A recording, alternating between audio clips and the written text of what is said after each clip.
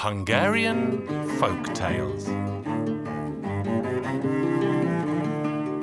The Poor Man and His Fiddle.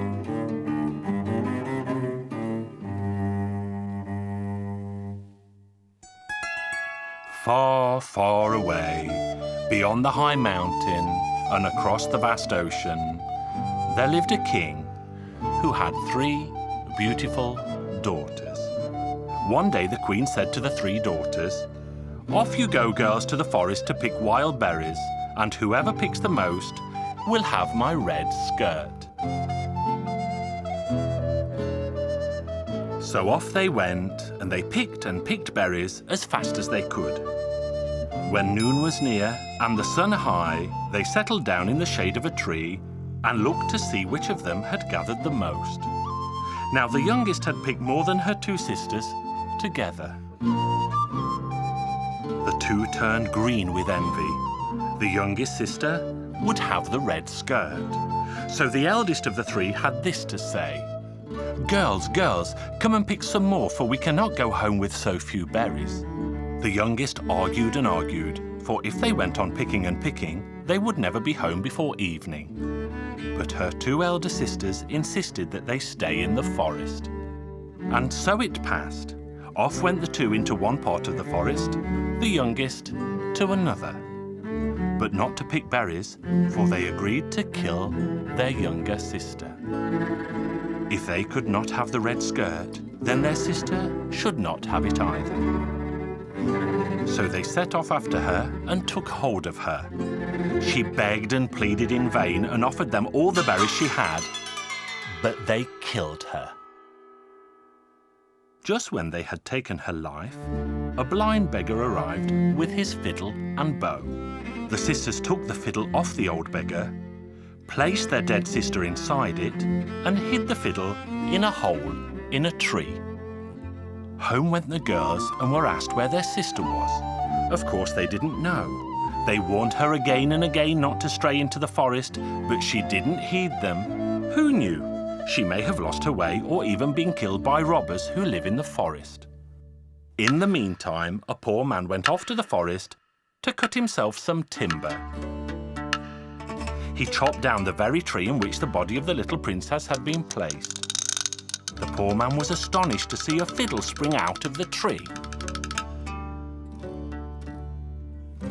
He took the fiddle into his hands and started to draw the bow on the fiddle, across and up, just like the gypsies did. Now this fiddle was a fiddle that did not just make music, it sang as well. "Draw the bow, good and slow, my good fellow, my good fellow. Harm it not, for the fiddle is me.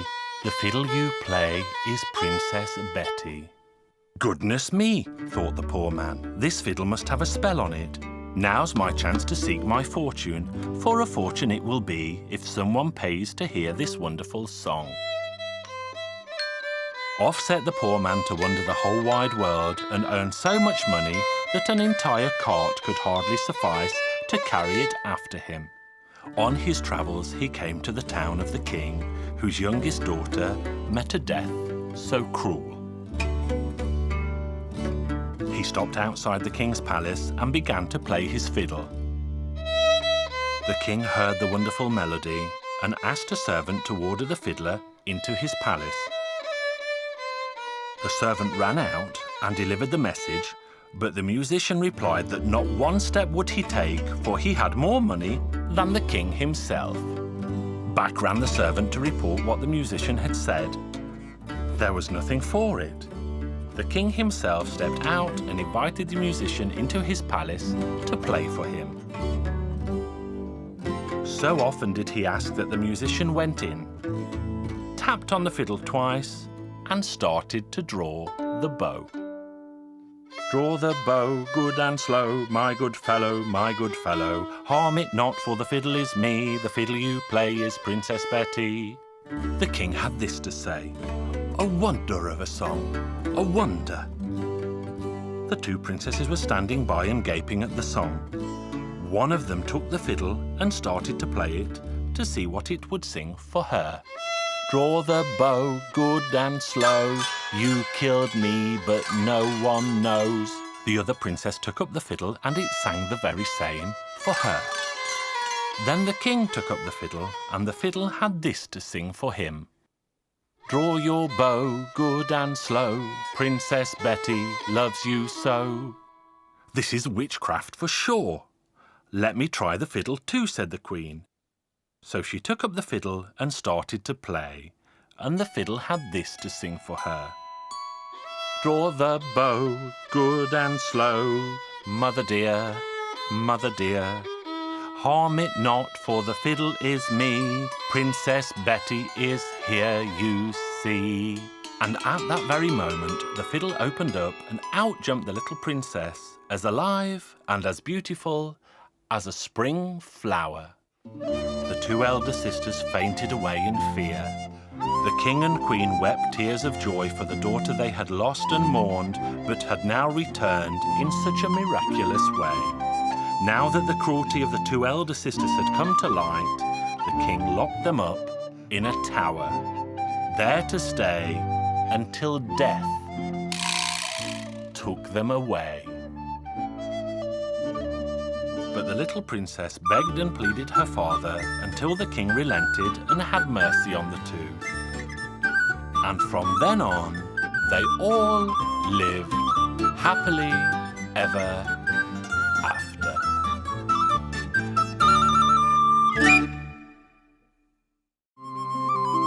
Hungarian Folk Tales. Wooden Peter.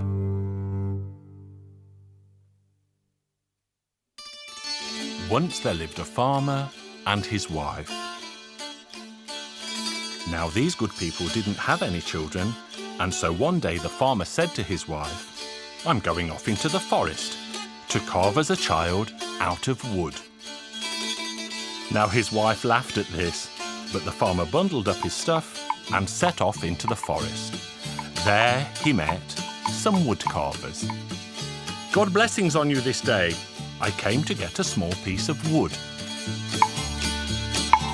So they chopped him a piece of wood, and he started to carve himself a child. It was evening when he returned home, and his wife laughed when she saw he'd brought home a wooden child. They had their supper, and there was a little left over. "Now that's just enough for our son." Off they went to bed, and around midnight the boy called out, "Well, mother dear, are you sound asleep?"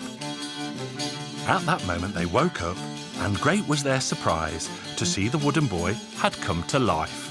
They admired the boy until the break of day, and then the priest baptized him and named him Wooden Peter. When he came to be 3 days old, he asked if he could go out and find himself a friend to play with. "Hey, do you know if there's someone who makes swords in this town?" "Of course there is." So the boy went back into the house. "Father, please could you give me 8 florins? You can have whatever you need." "All I need is 8 florins." And off he went to the sword maker. "Good day to you, good sword maker. Let me have for 8 florins the sword that you first made. That's the one for me." So the sword maker went to the swords and sorted until he found an old rusty sword and a sheath to go with it. Peter took the sword, strapped it on, and it looked like the sword had been made especially for him. "Now, here's your 8 florins, for even your first sword has to be paid for." Next day there was a huge mob of people in the town. As they were moving towards the fair, they heard that there were 2 oxen tethered together with a golden chain. Whoever could cut the chain in 2 could take the oxen as his own. So Wooden Peter stepped up to say, "If you'll permit me, I'll cut the chain." So then Peter set to, and he cut that golden chain with a swish and a swoosh that could be heard across the country, far and near. Up went the tails of the 2 oxen, and they didn't stop trotting until they reached the stable. The owner of the oxen said, "Well, Wooden Peter, Off with you home to feed the oxen, but you should know that all they eat is glowing embers. Peter set fire to 12 bundles of wood. When they were aflame, he took the water pail and filled it with glowing embers. The 2 oxen ate them all up, and one of them went off to where the sun rises, one to where the sun sets. So Peter said, "Now, Father, let me show you something." He tapped the corner of the gate with his fingers in 2 places, and from one of them good wine gushed out, and from the other good brandy. "Now, Father, everyone can drink to their heart's content. Do you see that wheelbarrow?" "I do indeed, son." "And that millstone?" "Yes, I see it." "Now, when the barrow stands in front of the door and the millstone jumps into it of its own accord, the wine will turn to water and the brandy to deep red blood, and then you'll know that I am dead. And then, if you want to find me, sit into that wheelbarrow and I'll take you to where I am. Now, I have to go off to see the world and try my fortune." After that, Wooden Peter set off across 7 lands and 7 seas until he came to a town in which there lived a king. "Good day to you, your good majesty." "Welcome you are. And what sort of journey are you on?" "I set off to be of service, to try my fortune." "And how much would you require for a year?" "Nothing at all, only what I eat and what I drink." So Peter stayed in the town, working as a carpenter. He was so clever with his hands that the old king took a liking to him. Now the king had a daughter who fell so in love with Wooden Peter that she thought she would die if she wasn't allowed to marry him. "Well then," said the king, "I won't have you dying on me, so I'll let you give him your hand and be his wife. I'll announce a great wedding feast and you'll live as husband and wife." One day the king received a letter telling him to gather together everyone in the land to go off to fight in the war. When the king saw this, he began to weep. "Now, good Father Majesty, do not weep, for I'll go alone to the war." "My son, what can you do alone? You'll be like a gnat against a bison." But Wooden Peter went off, and he was wielding his sword so fiercely that he beat them one and all. But then he stumbled, and that's how they defeated him. As quickly as they could, they buried him in the ground. In the morning, as the light was dawning, the barrow went to the door. The millstone jumped into it of its own accord, the wine turned to water, and the brandy to deep red blood. So the farmer got into the barrow and went to where Peter had been cut down. He searched for him high and low, but to no avail. Then he saw the 2 oxen coming. The 2 oxen began to turn the soil with their horns until they uncovered Peter, but there was no sign of life in him.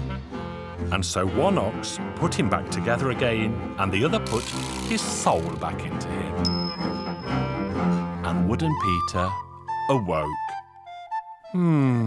I slept so well." "You'd have slept forever if it hadn't been for us," said the oxen. They went home, and the king called the whole court together and crowned Wooden Peter king. And he and his queen lived happily ever after.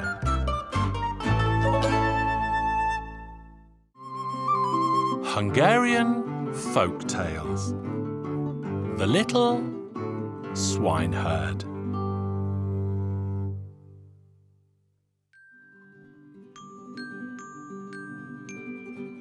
Once upon a time, over oceans deep and mountains high, there lived a poor woman who had a son, and his job was to look after the pigs.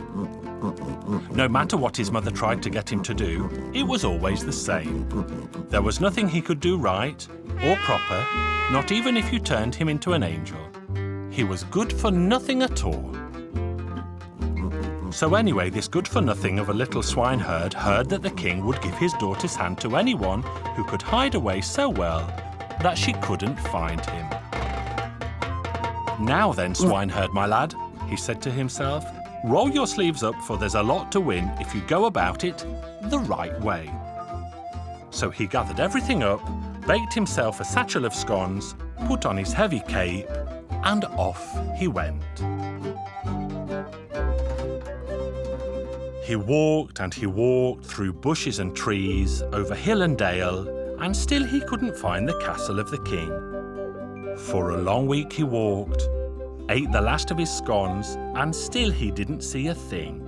And then he became so thirsty that his tongue hung out like a slipper out of a dog's mouth. Then as he went along, he came upon a well, and on it perched 2 white doves. "Well then, the pair of you, I'll have to eat you both because I'm very hungry indeed." "Oh, don't eat us, little swineherd. Draw us some water. We're so thirsty, and one good deed deserves another."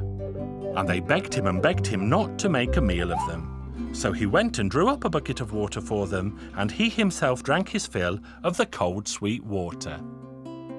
And so he continued on. But now he was so hungry that his stomach rattled like a dog on a chain. Then he came across a lame fox. "Well then, lame fox, I'll have to eat you, I'm so hungry." The lame fox beseeched him not to make a meal of him. "One good deed deserves another, little swineherd. I'll be able to help you." The swineherd's eyes were popping out of his head with hunger, but he decided not to eat the lame fox. He staggered on, and staggered to the right, and staggered to the left, and thought he'd never come to his journey's end. Then, far off, he saw a great lake. Down he went to its shore and saw a little fish struggling at the water's edge. Quick as a flash, he tickled it out of the water. "Oh, please don't eat me, little swineherd. I'll repay you for your good deed." The little swineherd looked at the fish, and beautiful it was too, its scales all shiny and gold. He felt sorry for the fish and put it back into the water. On he went and eventually came upon another well, and on it perched 2 other white doves. "Do you think I'm a madman? As sure as the sky above me, I'm going to make a meal of you both." So he tried to catch hold of the doves, but they begged and beseeched him not to do them harm. And the end of it was that he did them no injury, but drew them water, drank a great bellyful himself, and went on his way. Not long after that, he found himself at the castle, and at the gate stood the king. "So what brings you to this far-off land?" said the king. So the little swineherd told his tale and why he had come, that he had heard that the king would give his daughter's hand to someone who could hide away so well that she couldn't find him. And that's what he wanted to try. "Fair enough, my lad," said the king, "but have you seen the 99 heads up there? Yours will be the 100th if you can't hide yourself well." The little swineherd looked around and turned to the king and bravely said, "I'll do the best I can, your highness." On the following morning, the king came to him and told him to hide himself away before his daughter arose. The little swineherd made himself ready, and what did he see but the 2 white doves? "Come on, we'll take you away." And the 2 white doves carried him off to hide him behind the sun. The princess prepared herself for the day. She went down to the garden, plucked the finest of the roses and twirled around. "Out you come, little swineherd. There you are, behind the sun." And the little swineherd was furious and frightened. What could he do? Out he came from the far side of the sun. The next day dawned bright and clear. The little swineherd rose, looked out of the window, and there he saw the lame fox rearing up, waiting to take him away to the end of the world. The princess went down to the garden, plucked the finest of the roses and twirled around. "Out you come, little swineherd. Come back from the end of the world." And the little swineherd was forced to reappear. On the third day, he went off to meet the little fish at the lake, and the fish took him deep, deep down into the water. Not a living soul comes here. They'll never find me here. But the princess went down to the garden, plucked the finest of the roses, twirled around once, and called the little swineherd from out of the bottom of the lake. "That's surely the end of me. My head will be on the 100th stake," said the little swineherd. He laid himself down to go to sleep, but all he did was toss and turn, writhe and wriggle. On the following day at dawn, he saw 2 white doves at the window. One of them flew off instantly, but the other one stayed. "Come as quick as you can. You'll be turned into a fine rose, and so will I." And that's what happened. By mid-morning, all the buds had blossomed in the garden. Down came the princess. She looked for the finest of the roses and found 2 of the same beauty. She plucked both of them and fastened them to her dress. Then she twirled around once, but she didn't see the little swineherd. She twirled around twice, and still she didn't see him. "Father, I can't see the little swineherd. He's hidden himself away so that I can't catch him." "He can't have. Just twirl around once more." So she twirled around once more for the 3rd time, but she could have twirled around till day was done, and still she wouldn't have caught the little swineherd. Then one of the roses on her dress turned into a dove, and the other into the little swineherd. "My heart's delight, my only love, I will be yours and you will be mine. Nothing in this world will part us ever." And they embraced and kissed and clung together like a bunch of flowers. Soon there was a wedding feast, and everyone was invited. And the swineherd king and his beautiful queen lived happily ever after. Hungarian Folk Tales. The Golden Calf.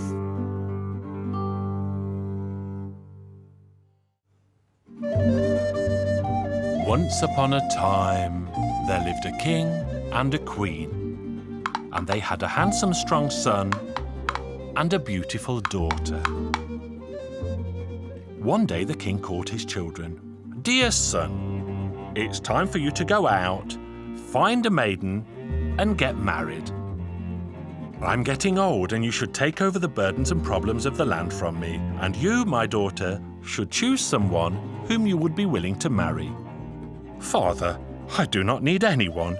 There is not a maiden in this land who was born for me," the daughter continued. "I don't want to get married, father dear. There is no prince in this land for me." The king became very angry. "Get out of here, both of you. I don't want to see you if you are so picky and choosy."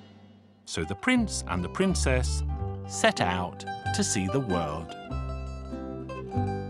As they were walking across the hills, they walked and walked until they became very tired.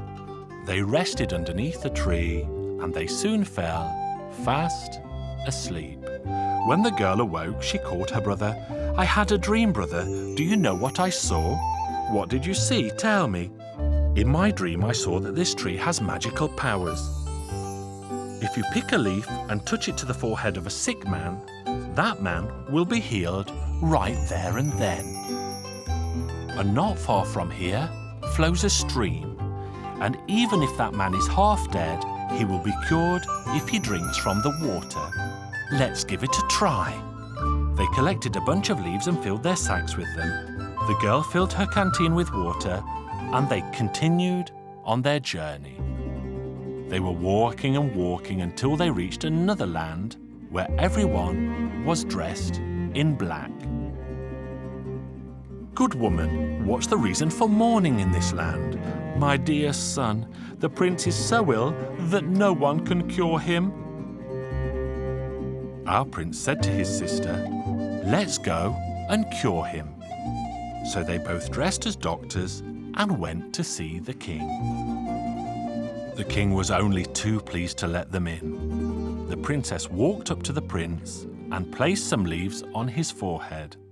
And at that very moment, the prince looked up, their eyes met, and they smiled at each other. The brother of the princess stepped up to the bed and gave the prince a few sips of the healing water. The sick prince sat up in an instant, and he was 100 times healthier than ever before. "I'm not going to let you go, whoever you are. You will be my wife."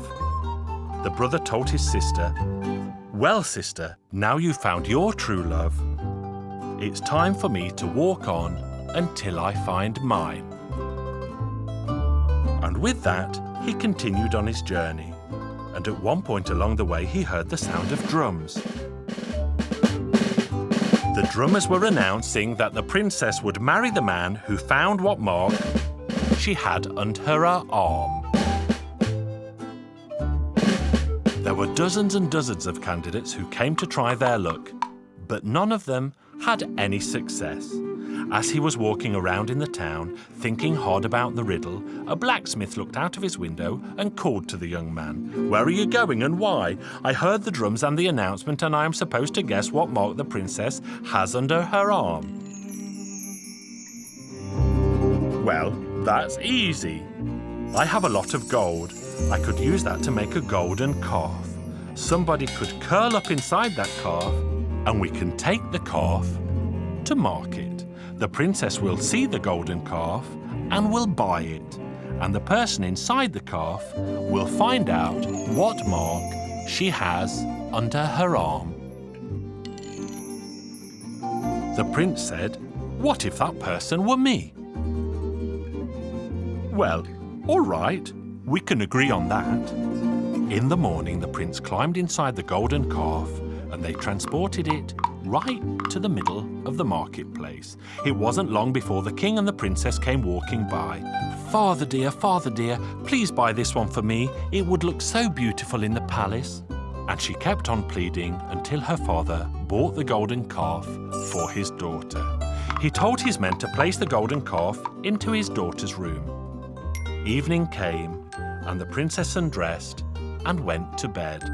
When the prince was convinced that she was asleep, he opened the little door, climbed out, slowly walked to her bed, and peeked under her left arm.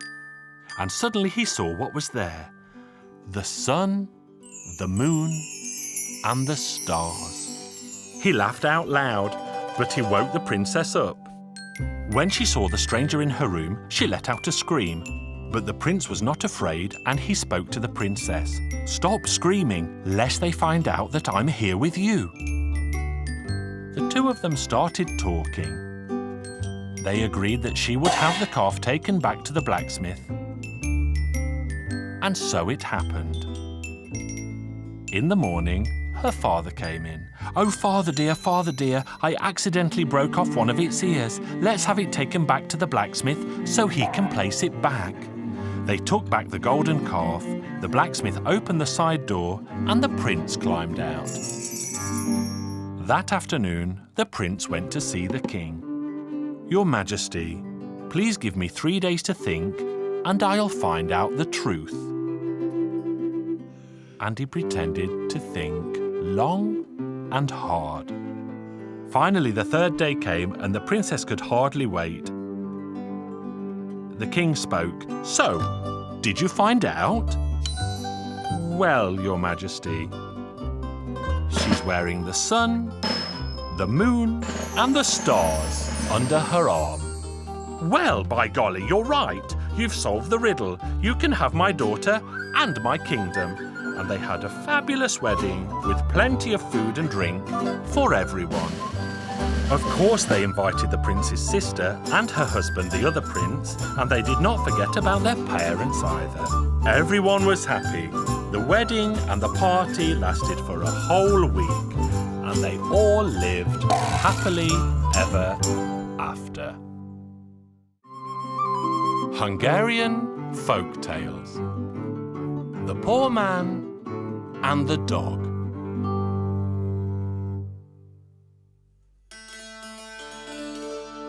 Once upon a time, there was a poor woman who lived together with her poor husband. They didn't have a thing in the world that they could call their own, except for a brood of children and a filthy little pig. Once they found themselves so utterly penniless that it well nigh drove them out of their wits. The woman said to the man, "Listen, my husband, let's slaughter the pig." You take the pig fat to the town and sell it, and I'll cook a fine meal for the children.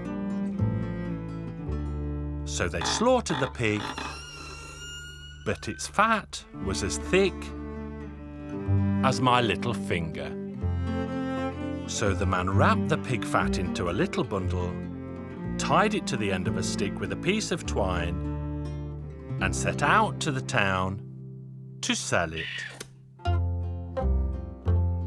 He walked over hill and dale until suddenly a dog sprang out of a ditch and started snapping at his heels.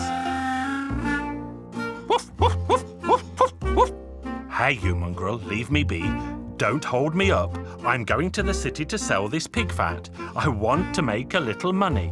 Woof, woof, woof, woof, woof, woof, woof. What's that? What's that? You say you want to buy the pig fat? Well, I'll sell it to you, but will you pay for it? Woof, woof, woof, woof. You'll pay for it in 3 weeks from now. That's a long time, but I myself am poor. I know what it is to be without money. Fine, it's yours. But 3 weeks from now, I'm coming back for the money. And if you don't pay, I'll beat you until you beg me for mercy.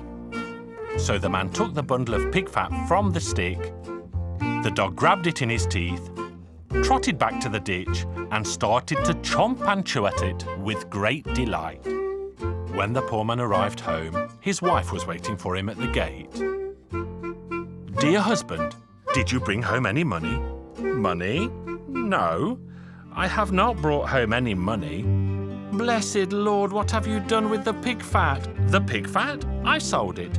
Then tell me, to whom did you sell it? Who was the shameless wretch who didn't pay? I gave it to a dog. Blessed Lord, how can you have been such a fool as to give the pig fat to a dog? He told me he would pay for it in 3 weeks from now. Dear husband, tell me, how did you speak with the dog? Quite easily. I asked questions. He woofed. Dear husband, you are a fool. And from then on, the woman teased and taunted her husband, calling him a fool and a half-wit. But the man really was a little thick in the head, and he paid her no mind. The 3 weeks soon passed, and the man took his stick in his hand and set off to get the money he was owed.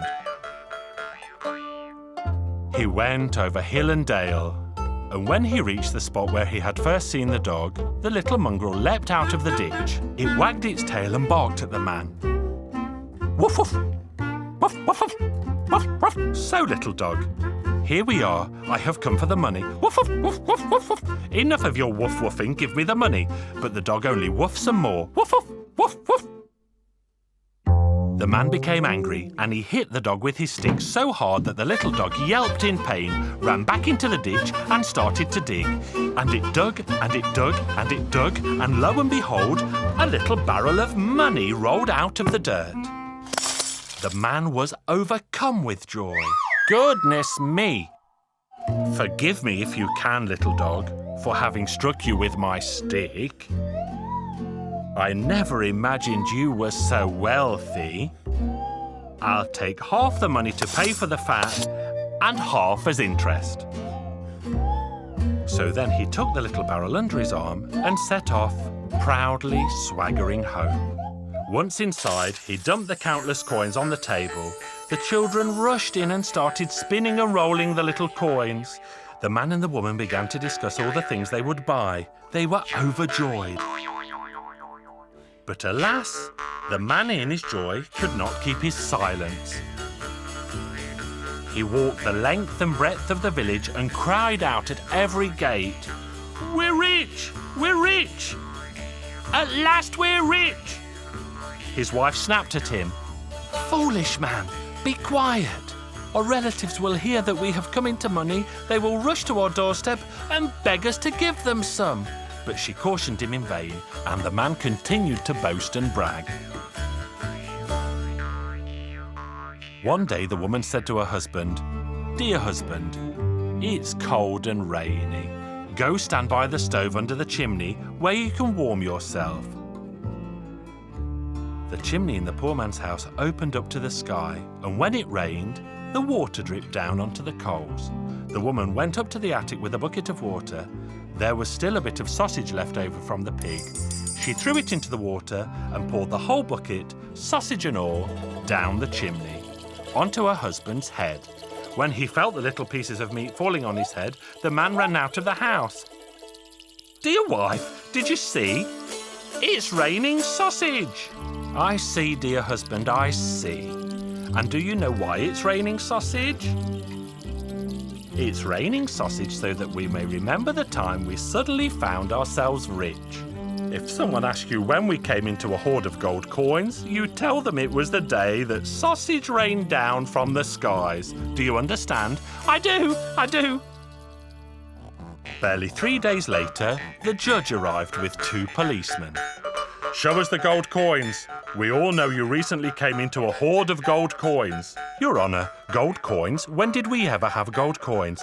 Her foolish husband answered, "Dear woman, have you forgotten? It was the day sausage rained down from the skies." "Ah, yes, Your Honour. My husband is not quite right in the head. For never has sausage rained down from the skies, and never did he or I come into a hoard of gold coins." The judge and the policeman laughed heartily, for the world is indeed full of fools. The poor man and his wife enjoyed their new riches, and they all lived happily ever after.